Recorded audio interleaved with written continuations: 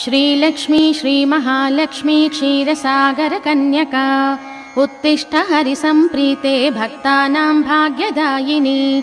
श्रीलक्ष्मी श्रीमहालक्ष्मी क्षीरसागरकन्यका उत्तिष्ठ हरिसम्प्रीते भक्तानां भाग्यदायिनी।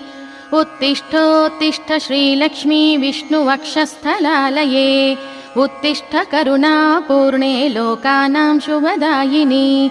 उत्तिष्ठोत्तिष्ठ श्रीलक्ष्मी विष्णुवक्षस्थलालये उत्तिष्ठ करुणापूर्णे लोकानां शुभदायिनी। श्रीपद्ममध्यवसिते वरपद्मनेत्रे श्रीपद्महस्ते चिरपूजितपद्मपादे श्रीपद्मजातजननी शुभपद्मवक्त्रे श्रीलक्ष्मी भक्तवरदे तव सुप्रभातम्।